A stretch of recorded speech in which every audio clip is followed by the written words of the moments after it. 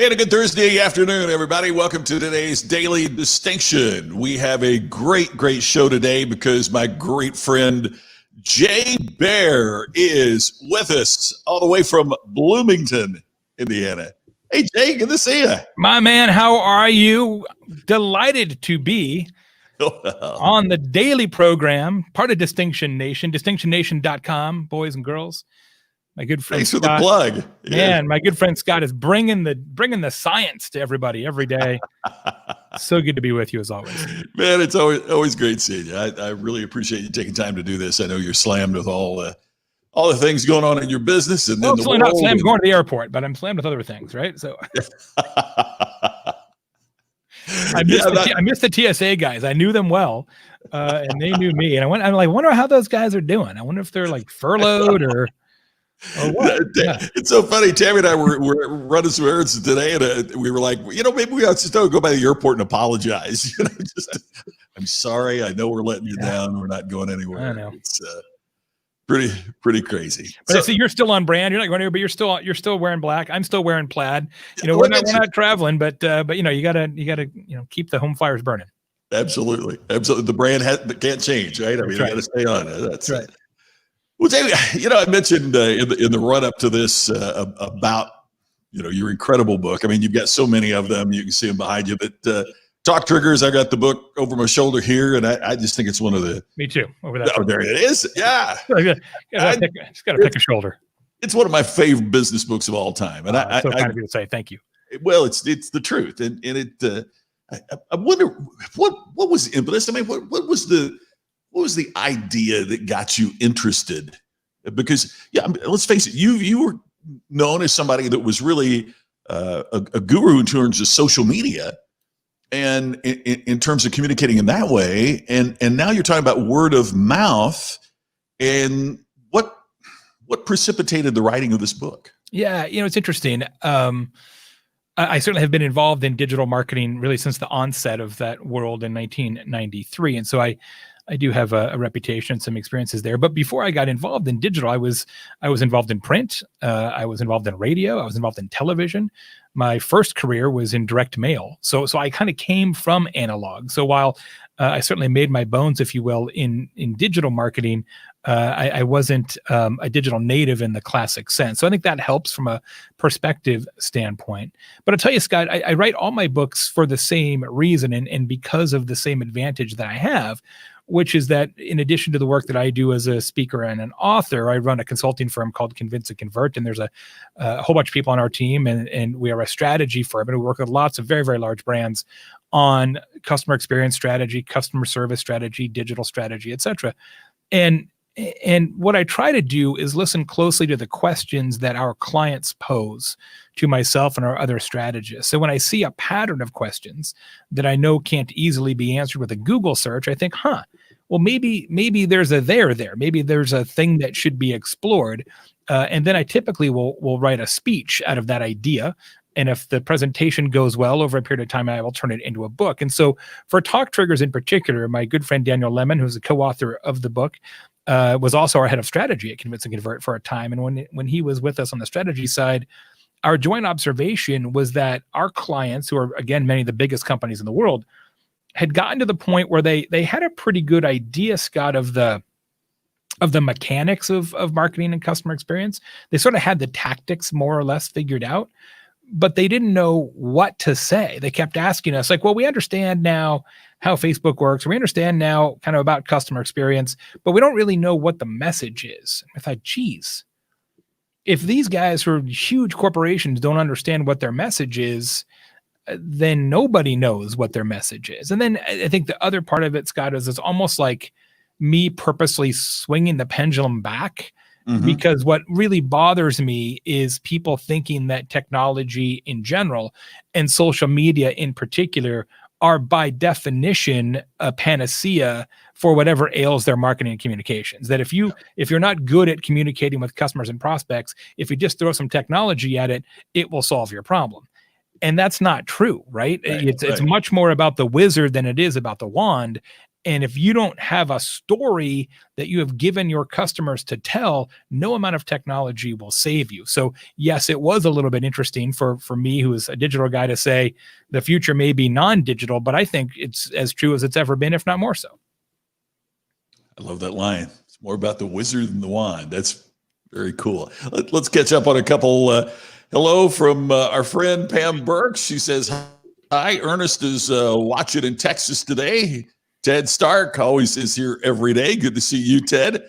Kelly loves the suit. Thank you, Kelly. Appreciate that. I should have given Scott the chance to pick the suit. That is my talk trigger. I didn't have you fill out the form. I could have done that. Jay is the best dressed guy in the speaking business. I don't know about that. I don't know about that, but I'll take it. Thank you. That's in Canada. Brian is in Wisconsin. I love this. The Master of Distinction and author Jay Baer. I appreciate that, Brian. Thank you for that up in Wisconsin today. Here's another Brian. Brian Wagner says, two of my favorite speakers in one location. You gotta love that. Ernest, thank you for sharing today's program. Brian, picking up on that nugget, more about the wizard than the wand. Hey, everybody, Clint Pulver is here. It's just nice to see you both. And Ernest points out, if the corporation doesn't know what their message is, then they need to listen to the questions. So answer the questions, fill the need, and the business will grow. And yeah, Jay, I was really connected with what you're saying. For me too, with books, it's like when the audience writes things down and asks you more questions afterwards, you certainly know, we call this a clue. Right? Yeah, actually I miss, you remember back in the days when many conferences, especially marketing conferences, which really were my stock in trade for a long time, when everybody live tweeted everything, right? So every event, you had 400 people tweeting everything you said, or the things they thought were interesting.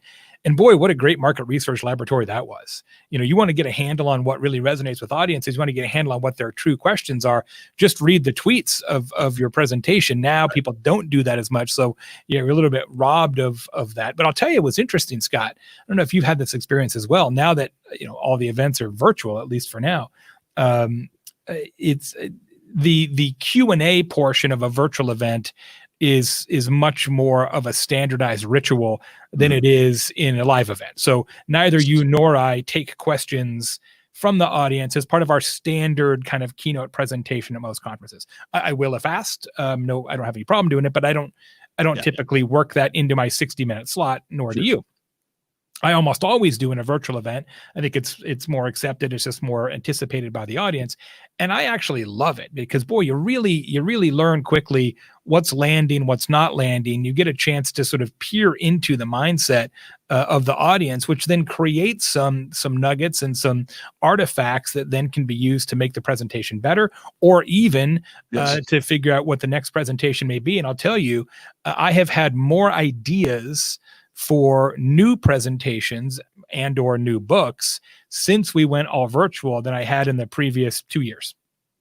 Oh, yeah, absolutely. There's such connection with the questions our audience is asking more than ever before. Darcy Keys says hello. Hoosier. Brian also wants to know if your lapel shoots water. Tequila. It shoots tequila, which is a special order. I was going to say, and I bet it's the finest tequila. Yes. Known to man. Randall's checking in from Ohio, and our great buddy Charles is in Silicon Valley, and you're going to love this next one. So many callers on this Zoom call. Didn't know it's formal. I would think somebody like Tom Webster would have something better to do than tune into the Daily Distinction, but I appreciate that. What could there be better than tuning into Daily Distinction? Yeah. I need to get Webster on here. Tom, you need to be a guest sometime. I'd love to have you, but I know how busy you are with. Boy, talk about something in demand right now. Just the science of studying polling and surveys, and that we know our friend Tom does is just incredible. As well as all his work in audio, podcasting, and Spotify, podcasting, Pandora, and the like. If Joe Rogan's going to make $100 million to talk into a microphone, I think you and I are doing something wrong, McCain, because we can talk into a microphone too. Apparently, I have nothing else to do. You need to raise your standard of entertainment here, Tom. Tom may be dialing in from a coffee shop. I think his lovely wife Hampton may have sent him on an errand, and he decided to fulfill He's that pulled errand. off the side of the road. Yep. Hey, Jay, I want to ask you about something specific in your book, because it's something near and dear to my heart. A place I've been many times is Holiday World. No, I love it. And I know you're such a huge fan. Reopening soon, I'm told. Yeah, that's what I'm told as well. And that's where I was going with that, is that has the pandemic changed the importance of having a talk trigger and the importance of word of mouth?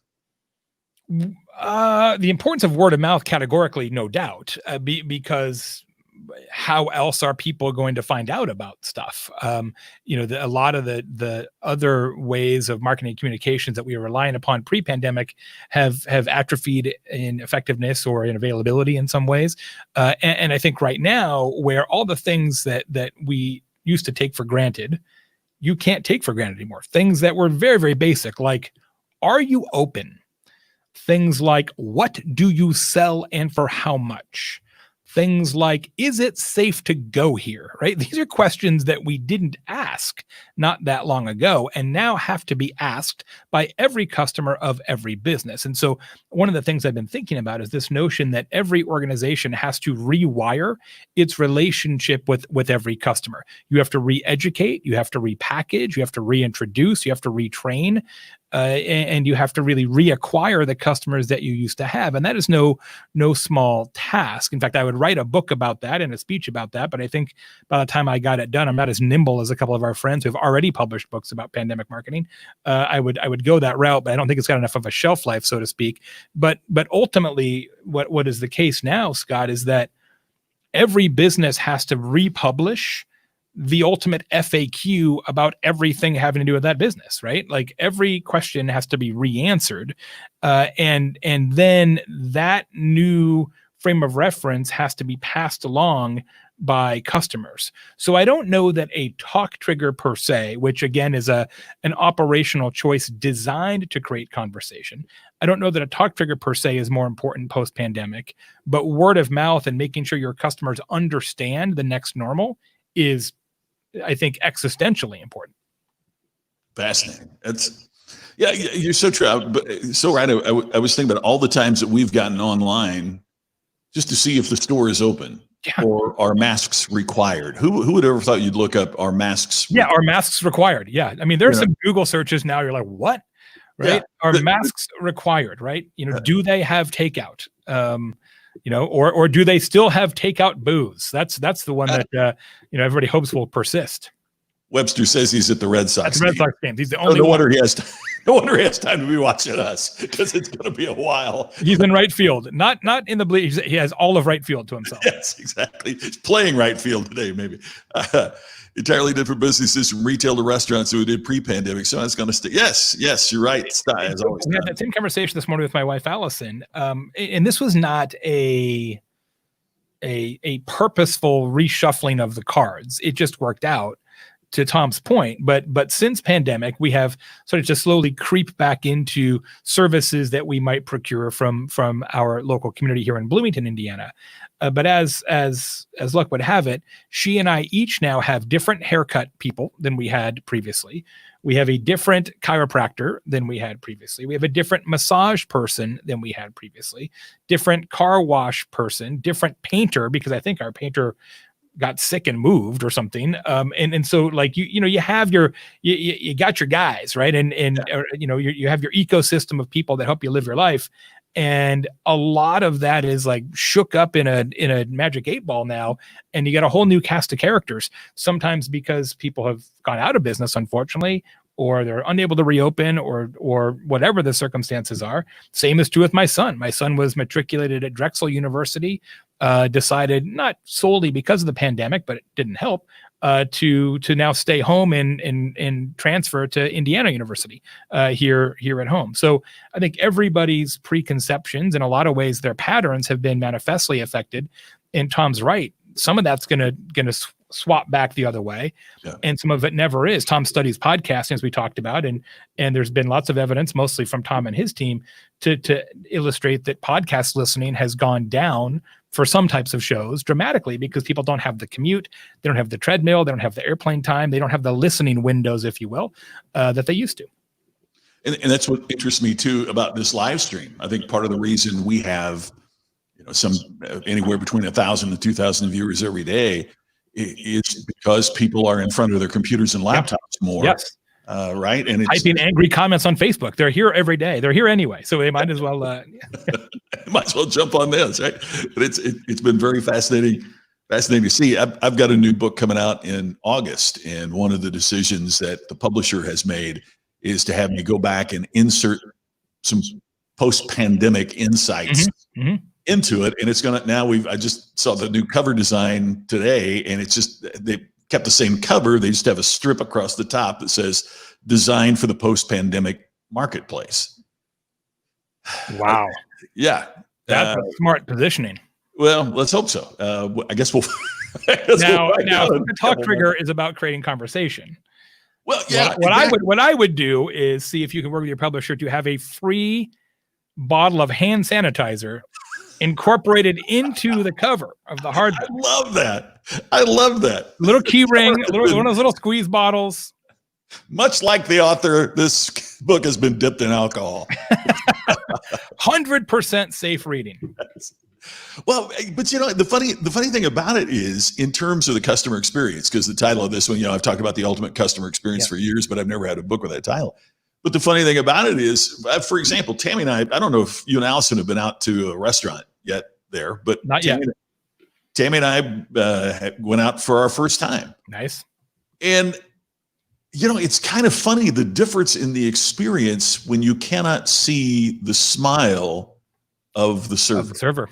It changes just the feeling. It changes the dynamic. And so how do we find other ways other than what we've, I don't think businesses have thought a lot about this, the way that you smile, the way you're famous, Jay, for talking about the cookie at Doubletree. Yeah. Which they gave the recipe away for during the pandemic. And I was going to ask you about that, but part of it though too is it's the total package. It's not just a cookie, it's the presentation and all that. And you talk about that. Well, if you can't see the face of the person presenting it, how does that change the trip? Well, it would be interesting. Somebody like Tom, who actually has the research horsepower to pull this off, should do some survey work. Not to give Tom an assignment, but I will. It would be fascinating to see how, on a per cover basis, a per diner basis, if tip percentages go down because of that lack of personal connection made with a smile by servers, or if it goes up because people continue to feel, that, hey, geez, all these servers have been out of work for so long.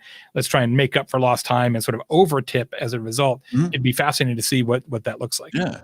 Yeah. And one of the things that Teresa talks about, the service has been awful. They're fumbling about. Maybe they're out of practice. She has to ask for her utensils, straws, condiments. Maybe they forgot to offer it.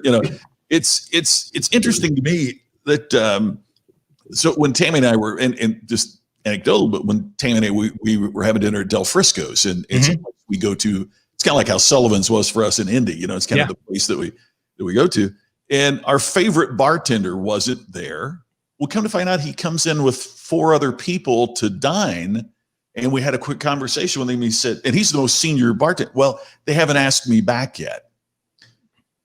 And I found that strange that he's the most senior now. Is it because don't want to pay him and they're concerned, or is it that they're getting less expensive? That could be on age. Yeah, maybe. I don't know, but we found that as you and I've talked about publicly and privately before. I mean, it's that experience. You go because it's the people and how you're treated. And if you don't have those people coming back first, by the way, Tom says he does take checks. Of course he does. He also takes Venmo or PayPal. So it's going to be really interesting to see. Well, to Teresa's point, though, I think I've got 3 friends here in Bloomington who own restaurants. And what they tell me, and again, Teresa, your mileage may vary, is that they have retrained their servers to not approach tables and ask, do you need anything? Because many diners are uncomfortable with an approach that may be unnecessary because it's more time spent proximate to the server. That they have retrained them and said, whatever, if somebody kind of gives you the eye or that finger, fulfill the request, but don't touch tables, as is sort of the industry term, touch the table. They're not touching tables nearly as frequently by design. And in fact, my friends at Upland Brewing, which is the third largest brewery in Indiana, based here in Bloomington, actually have what they call table talkers. And so they're double-sided coasters. Green side says, please come over, I need something. Red side says, we're okay for now. And every table gets one. And just like in a Brazilian steakhouse where green means keep bringing me meat, and red says I have meat sweats, same idea. And so they've actually given all the diners these table talkers to indicate to the wait staff when they should or should not approach. But that's the kind of thing, like, I'm like, well, what? We didn't have to figure that out 3 months ago, right? Whether somebody's going to come to the table and see if we need ketchup. Well, and there's no uniformity. I mean, that's the thing. If we knew it was the same too, right, at every restaurant, so it became part of our habitual pattern. But then it's like when I go on Outback Steakhouse, am I a Sheila or a bloke as opposed to when I go in? Oh man, I want to write a whole book about that. This is more of a Scott Stratton book than a Jay Baer book, but this would actually be maybe a better presentation than a book. But the let's be as cute as we can. And indecipherable about the bathroom names or the bathroom iconography. Yeah. Right. And it's like some of this is like very high concept, design. Oh, yeah. Kind of like, I don't know if that is supposed to be a man or a woman. Unisex solves that problem, but a lot of bathrooms are still not unisex. And literally, I have found myself doing this. This is not an exaggeration. Sort of just kind of casually leaning against the wall in the hallway, just to wait for somebody to call the ball for me, because I'm like, I don't want to be wrong about this. Yeah. There's a restaurant in the Hawaii Dukes, and I'm trying to think what the words are. One is wahine and the other is something. Right. And I have no idea. Man, that sounds vulgar regardless. Yeah. There's no way to win. In the Me Too world, you don't want to be, well, yeah, you're a wahine. It's like, no, I'm not interested in hearing it. Yeah, it's like my first blog. Teresa makes a good point here. The hostess certainly needs to explain the new process. Well, that's my whole point, right? About having to rewire everything with your customers, right? Nobody knows. Look, I want to write a whole rant about this, but nobody knows nothing about nothing right now, and it's just everything is completely topsy-turvy, right? Everything that you thought, whether it's how much to pay for a Facebook ad, or whether you should do Facebook ads, or whether the server is going to come over, or whether you should wear a mask or not, is haywire. I mean, just right here in Bloomington, Scott, you're very familiar with the Menards chain of home improvement stores, a regional chain, I think is probably the best way to describe Menards. Menards masks are required. You may not enter without a mask. If you don't have a mask, you have to buy one, and there's some amount of kerfuffle about that amongst the local populace, as you might suspect. Lowe's, which is a much larger national chain, masks not required and typically not worn. So here you have two businesses literally across the street from one another, selling 85% the same goods, with a fundamentally different policy on something really, really important, and kind of goes to my point about everybody doesn't know nothing about nothing. And Danny makes a great point. It's going to be fascinating to see how these changes impact our psyche in the years to come. Well, it's like what Tom asked in the comments, like, what do you think is the future of bars? And I'm hoping that the future of bars is me spending a lot of time in bars. That's probably not the nature of your question. Well, I don't know if you recall, you and I were talking about this. Where were we? We were talking about it. It is said in a bar, most likely. Yeah, probably.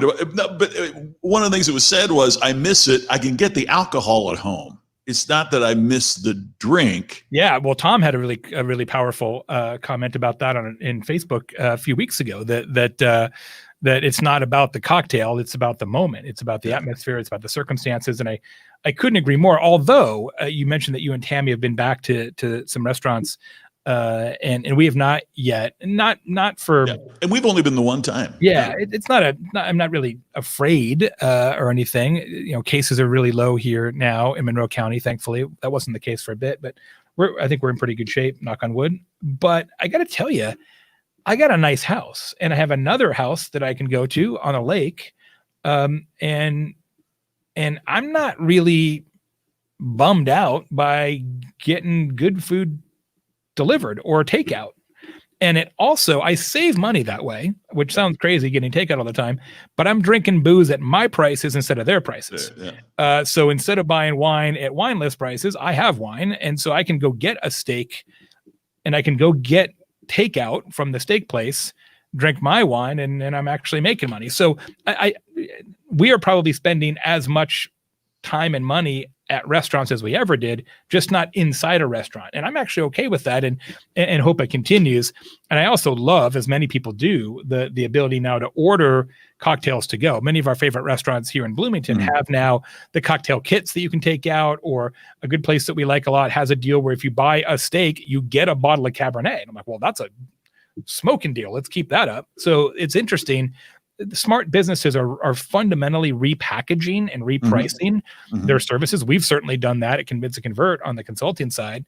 And people are saying, well, what we used to sell doesn't necessarily have to be what we sell in the future. And even some big famous Michelin style restaurants, Michelin starred restaurants in big cities have said, we're going to go to more of a takeout model or a family meals model or a cheaper model, which is really wise. I think I guess my fundamental lesson would be you cannot afford to have sacred cows in your business right now. You cannot afford to say, well, we can't do that because we've always done it this other way. That kind of thinking will put you out of business right now. Yes. I got to admit, I hate admitting it, but I was a little nervous when we went out to eat. No, I don't blame you. I was just a little, it'd been so long since we had been anywhere. And I just was a little nervous. And then we went in and it sounds like I'm trying to pander to Tammy here, but we had a great steak, but I can't say it's any better than the steaks that she had grilled in the backyard by the pool. Yeah. And we used to eat out. I mean, if we went out 3 nights a week, that was a slow week. Yeah. We ate out a lot.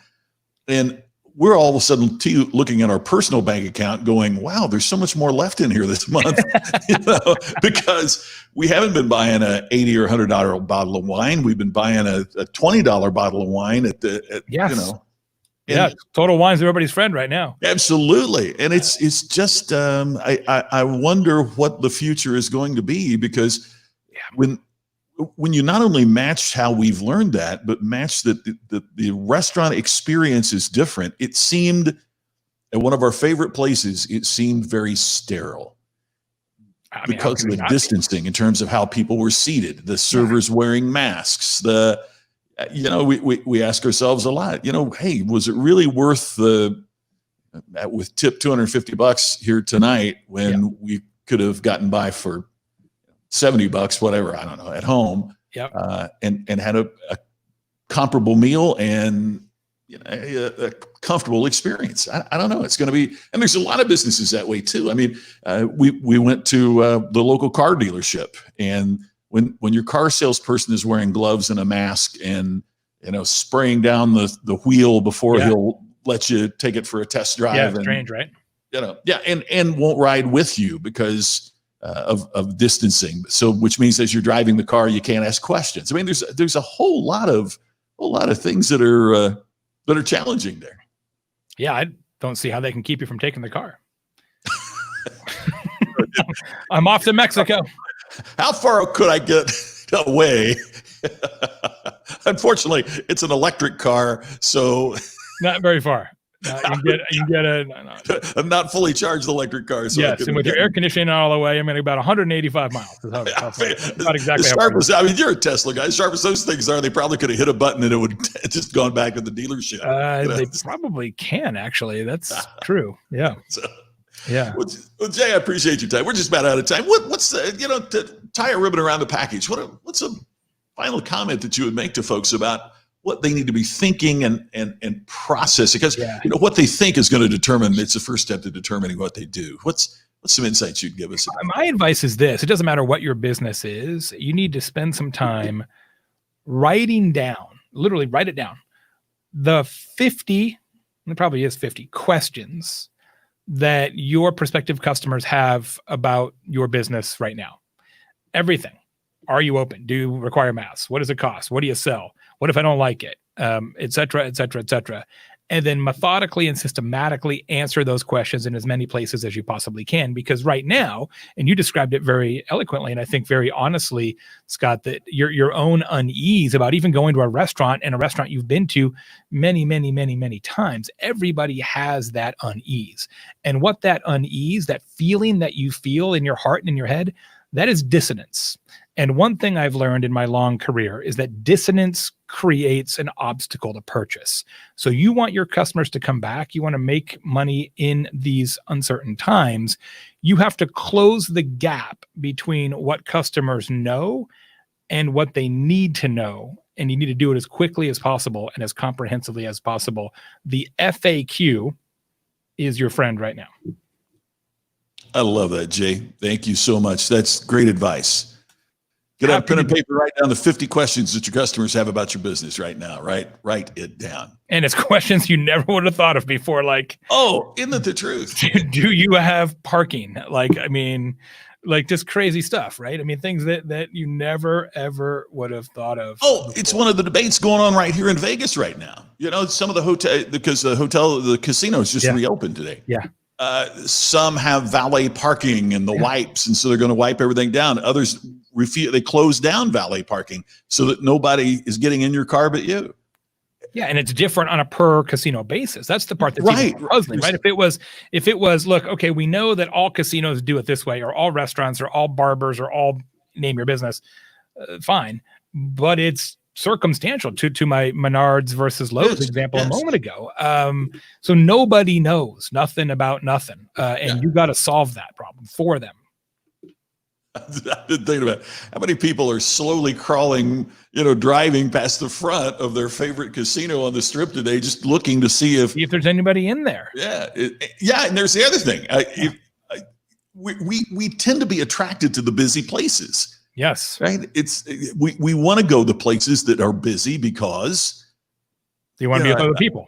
Yeah. And seeing other people there should be a testimony that, we're going to get good service. It's a good place to be. Look at all the other people that are there. But it's a self-fulfilling prophecy. If all of us are doing that, then nobody shows up. In the immortal words of Yogi Berra, nobody goes there anymore because it's too busy. One of my all-time favorite things. I love that. So good. Well, Jay, it's always great being with you, man. Thanks, you buddy. so Say much. Hi to Tammy, please. Will do. Same to Allison. We'll talk to you soon. Thanks very much to Jay Baer for being on the show today. We really appreciate it. Well, we're out of time. We'll look forward to talking to you again tomorrow. We'll have some more good stuff for you tomorrow. Don't forget, go to Amazon, pick up the book Talk Triggers by Jay Baer and Daniel Lemon. It is one of the best business books I've ever read. It is the complete guide to dealing with customers, creating customers with word of mouth. I look forward to talking to you tomorrow, same time right here. Thanks everybody for sharing this podcast and this live stream. Thanks to everybody for being a part of this. I look forward to talking to you again tomorrow on Daily Distinction.